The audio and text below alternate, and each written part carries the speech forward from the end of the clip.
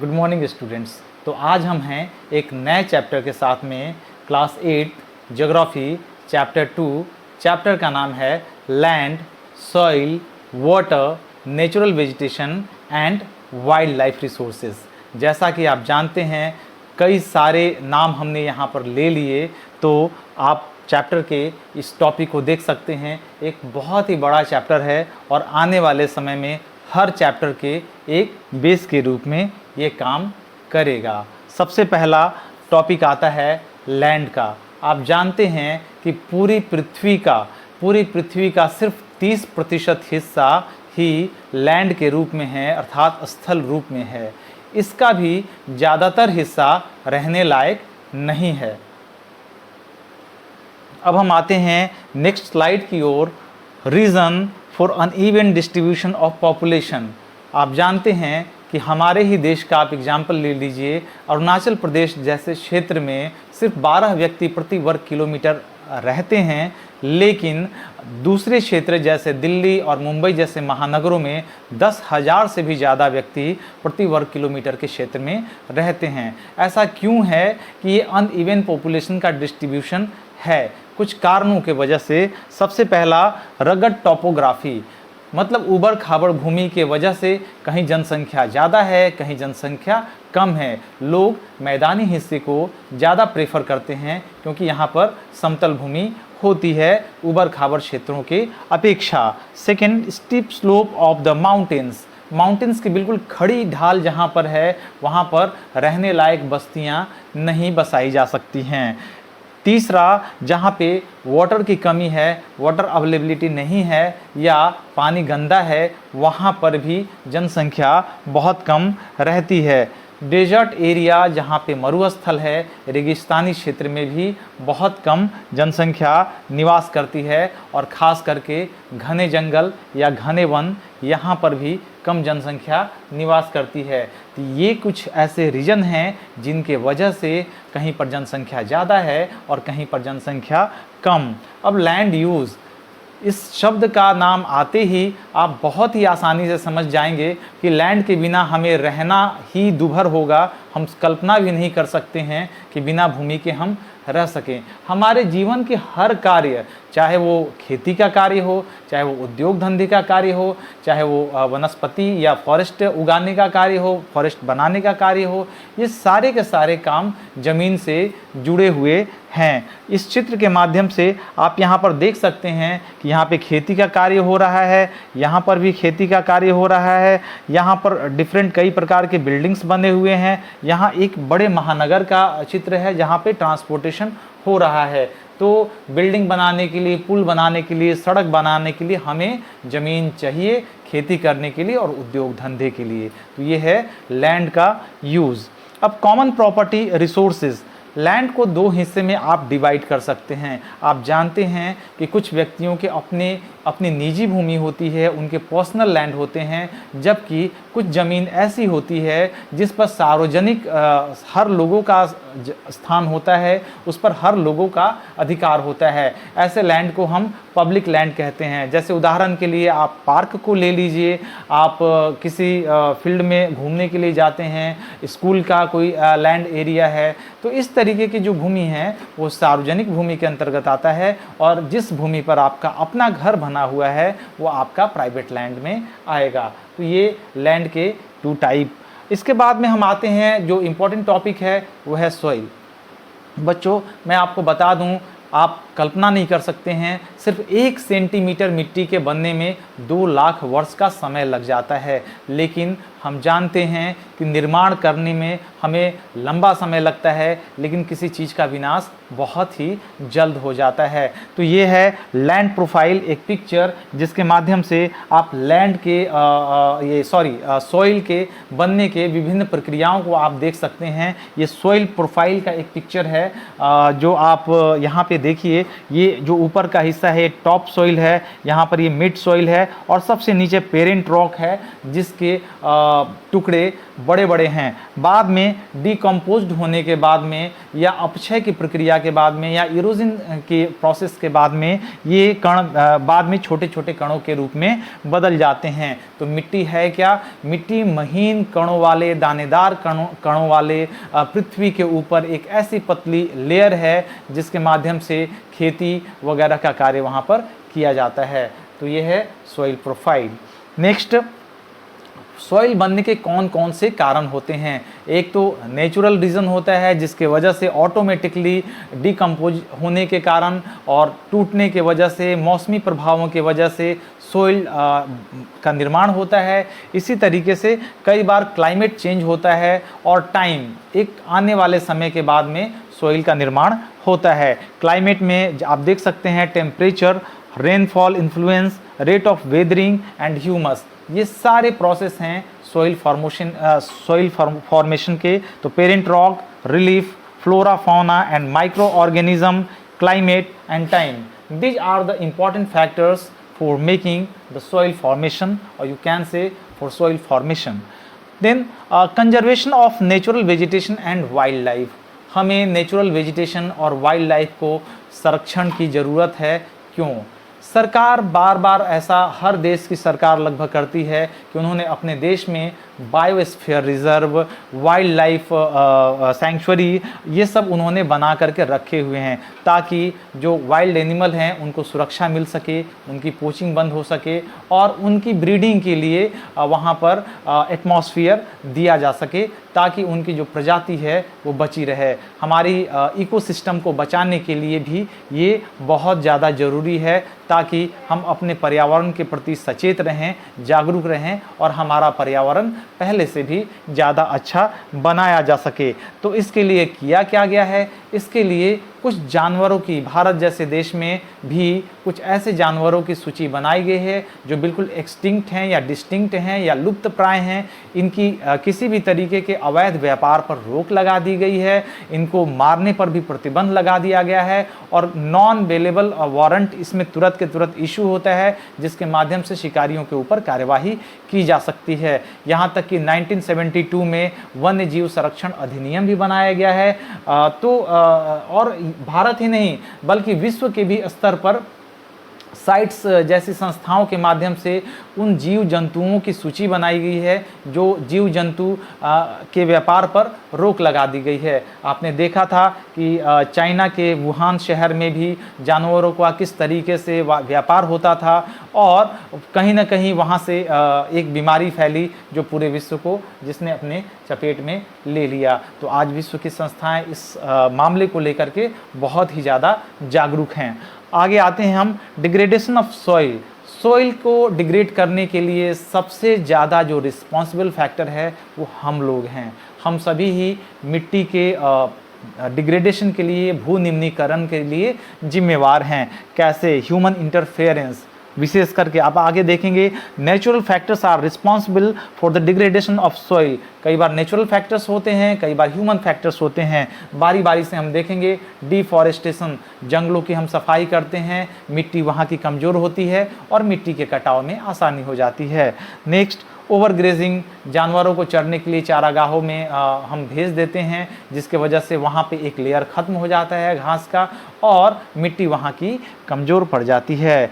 उसके बाद over use of chemical fertiliser and pesticide, हम ज़्यादा से ज़्यादा पेस्टिसाइड का इस्तेमाल करके मिट्टी की गुणवत्ता को ख़त्म करते जा रहे हैं। रेन वॉश, बारिश तेज़ी से होती है, मिट्टी का कटाव जारी रहता है।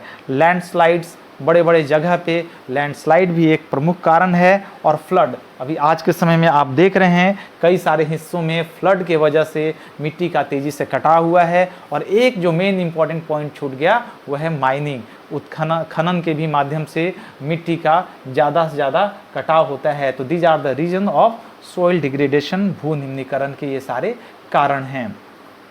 आगे हम कैसे बचा सकते हैं भूमि को और मिट्टी की खास करके गुणवत्ता को बचाने के लिए हम इन चीज़ों का प्रयोग करेंगे। जैसे पहला है मल्चिंग। जहाँ भी मिट्टी शुष्क है उसकी नमी बनाए रखने के लिए हम जैविक पदार्थों का निक्षेप उनके ऊपर कर देते हैं, एक लेयर तैयार कर देते हैं जिससे वहाँ की नमी बनी रहती है और मिट्टी आपस में मिट्टी के जो कण हैं वो जुड़े रहते हैं। नेक्स्ट, कंटूर बैरियर्स या वेदिका बैरियर। इसका मतलब ये हुआ कि जहाँ भी पर्वत बिल्कुल खड़ी ढाल के रूप में है वहाँ पर हम कुछ ऐसे बैरियर बना देते हैं, कंटूर बैरियर जिसको हम कहते हैं, जिसके माध्यम से बारिश के पानी का कटाव नहीं होता है।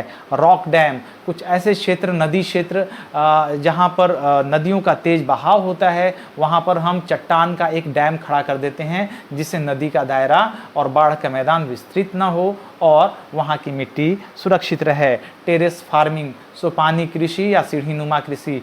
सीढ़ी पर्वतीय क्षेत्र में आपने देखा होगा कि टेरेस फार्मिंग इस तरीके से की जाती है ताकि एक समतल भूमि वहाँ पे मिल जाए और मिट्टी का कटाव कम से कम हो। इंटरक्रॉपिंग, फसल को बदल करके खेती करना, ऑल्टरनेट करके एक के बाद दूसरा, दूसरे के बाद तीसरा, ताकि लंबे समय तक जो भूमि है या कुछ समय तक भी भूमि खाली न रहे जिससे मिट्टी के कटाव को रोका जा सके। कंटूर प्लॉइंग, जब भी हम खेती करेंगे या हल का प्रयोग करके जब हम खेती करते हैं तो हम इसको कंटूर फार्मिंग कहते हैं या समोच्च रेखीय कृषि कहते हैं, जिसके माध्यम से भूमि का कटाव पर्वतीय क्षेत्र में खास करके कम से कम होता है। शेल्टर बेल्ट, ऐसे जगह जहाँ पे हवा की गति बहुत तेज़ है वहाँ पे वृक्षों की एक मेखला बनाई जाती है वृक्षारोपण करके, ताकि हवा मिट्टी के कण को उड़ा न ले जाए, बहा न ले जाए, तो इसको हम रक्षक मेखला के नाम से जानते हैं। अब हम आते हैं वाटर पे। वाटर ज़्यादातर हिस्से में 3/4 पार्ट पूरी की पूरी पृथ्वी के वो वाटर से ढका हुआ है या वाटर से वो कवर्ड है। इसके बाद में आप जानते हैं कि water is a vital renewable natural resource. पानी जो है, जल जो है वो रिन्यूएबल रिसोर्स है, क्योंकि वाटर साइकिल के बाद से हमें पानी प्राप्त हो जाता है। लेकिन एक बात मैं आपको बता दूं, एक रिन्यूएबल रिसोर्सेज वाटर है, लेकिन क्या हमें क्वालिटेटिव वाटर मिल पाता है? नहीं।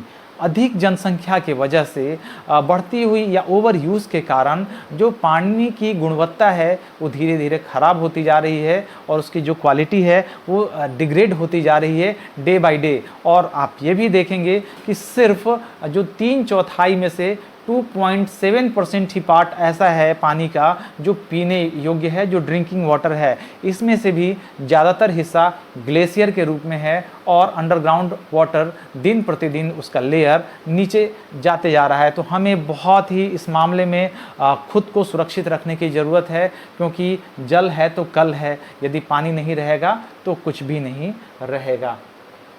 आगे, प्रॉब्लम ऑफ वाटर अवेलेबिलिटी। अब ये प्रॉब्लम तो है क्योंकि डे बाय डे जो वाटर की जो क्वालिटी है वो घटती चली जा रही है। वाटर शॉर्टेज में be a consequence of variation in seasonal और एनुअल प्रिसिपिटेशन। क्यों होता है ये? कम बारिश, कहीं ज़्यादा बारिश के वजह से ये होता है। दूसरा, ओवर एक्सप्लॉयटेशन, अति शोषण के वजह से पानी की कमी हो जाती है। और कंटेमिनेशन ऑफ वाटर रिसोर्सेज, और जो हम जल प्रदूषण या वाटर पोल्यूशन की जो समस्या है इससे भी वाटर की सिचुएशंस दिन प्रतिदिन खराब होती जा रही है। कुछ ऐसे मेथड हैं, मैनेजमेंट हैं जिसके माध्यम से हम वाटर कंजर्वेशन कर सकते हैं। तो सबसे पहला तो है रेन वाटर हार्वेस्टिंग, वर्षा जल संग्रहण की पद्धति। बारिश के जल को हम सुरक्षित अंडरग्राउंड वाटर के रूप में हम सुरक्षित रख सकते हैं, जिसके वजह से यहाँ पर जो वाटर की जो क्षति होती है उसको हम बचा सकते हैं। इसके अलावा bamboo drip irrigation, north east के एरिया में बैम्बू ड्रिप इरिगेशन के माध्यम से पानी को बचाया जा सकता है या वर्षा के जल को बचाया जाता है। इसके बाद में कुल, गुल, टैंक और टाँका जैसे कुछ ट्रेडिशनल मेथड भी हैं जिससे हम वाटर को पॉन्ड की तरह बचा करके रख सकते हैं। कई जगह कैनाल बनाया जाता है, नहर बनाया जाता है और नहर के माध्यम से भी वाटर का कंजर्वेशन होता है। तो इस तरीके से स्प्रिंकलर की भी व्यवस्था है, स्प्रिंकलर के भी माध्यम से वाटर का संरक्षण होता है या जल संरक्षण होता है। तो ये सब कई सारे मेथड हैं जिनके माध्यम से हम वाटर को सुरक्षित रख सकते हैं और उसकी गुणवत्ता को भी हम बनाए रख सकते हैं। इसके बाद नेक्स्ट पॉइंट आता है natural vegetation and wild life. अब हम आते हैं यहाँ पे दो चीज़, एक तो देखते हैं बायोस्फीयर और दूसरा देखते हैं इकोसिस्टम। बायोस्फीयर यह वह जोन है जहाँ पर लिथोस्फीयर, एटमॉस्फियर और हाइड्रोस्फीयर, ये तीनों जगह की एक नैरो जोन होता है जो लाइफ के लिए आवश्यक होता है, उसको हम बायोस्फीयर कहते हैं।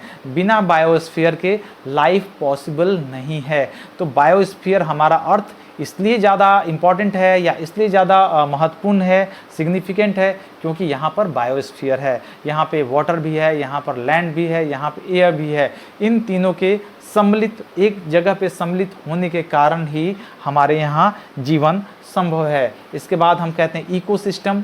इकोसिस्टम या पारितंत्र। पारितंत्र वह स्थान है जहाँ पर पेड़ पौधे, सजीव और निर्जीव वस्तुएं, लिविंग थिंग और नॉन लिविंग थिंग दोनों एक साथ रहते हैं, और ख़ास करके लिविंग थिंग एक दूसरे के ऊपर, जैसे पेड़ पौधे, मनुष्य एवं जीव जंतु एक दूसरे से प्रभावित होते हैं और एक दूसरे को इन्फ्लुएंस करते हैं। मतलब इन तीनों का आपस में इंट्रैक्शन होता है, इसके द्वारा एक जो सिस्टम तैयार होता है वो सिस्टम कहलाता है इकोसिस्टम अर्थात पारितंत्र। इसके बाद में हम नेक्स्ट पॉइंट पे आएंगे, major vegetation type of the world. हमारे वर्ल्ड में पूरे विश्व में कौन कौन से मेजर वेजिटेशंस हैं, तो आप देखिए फॉरेस्ट्स अर्थात जंगल, ग्रासलैंड्स घास की भूमि या घास का मैदान, इसके बाद में शर्ब्स झाड़ियाँ, और टुंड्रा जहाँ पे जो शीत कटिबंध में जहाँ पे छोटे छोटे ठंड ज़्यादा होती है वो टुंड्रा क्षेत्र के छोटे छोटे घास हैं या काई और लाइकेन जैसी चीज़ें हैं। इसके बाद में हम आते हैं क्लासिफिकेशन ऑफ फॉरेस्ट, कि हमारे देश में या पूरे विश्व स्तर पे खास करके पूरे के पूरे जो जंगल का जो क्षेत्र है, जो वन का क्षेत्र है, उसको दो हिस्से में हम डिवाइड करते हैं, या फॉरेस्ट एरियाज़ को या नेचुरल वेजिटेशन को आप कह सकते हैं कि बेसिकली तो वैसे 6 पार्ट में डिवाइड होता है। क्लास 9th में आप इसको और डिटेल में पढ़ेंगे, लेकिन क्लास 6 में हमें जो आपके बुक में बताया गया है उसके हिसाब से पूरे के पूरे फॉरेस्ट एरिया को दो हिस्से में डिवाइड किया गया है। पहला एवरग्रीन फॉरेस्ट और दूसरा डेसिडियस फॉरेस्ट। एवरग्रीन फॉरेस्ट मतलब उष्ण कटिबंधीय सदाबहार वन। इस वन को सदाबहार इसलिए कहा गया है क्योंकि एक ही समय में सारे वृक्ष अपनी पत्तियां नहीं गिराती हैं, जिसके वजह से कहीं ना कहीं हरियाली किसी ने उस क्षेत्र में दिखाई पड़ती है, इसलिए हम इसको एवरग्रीन फॉरेस्ट कहते हैं या उष्ण कटिबंधीय सदाबहार वन भी कहते हैं। इसके अलावा सेकेंड डेसिडियस फॉरेस्ट जिसको कहते हैं पतझड़ वन।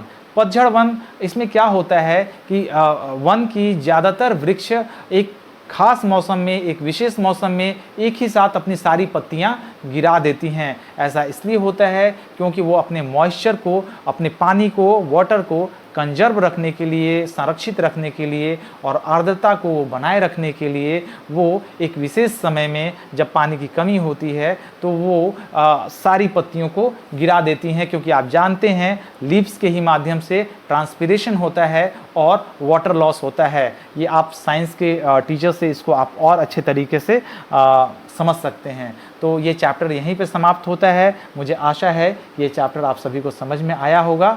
धन्यवाद।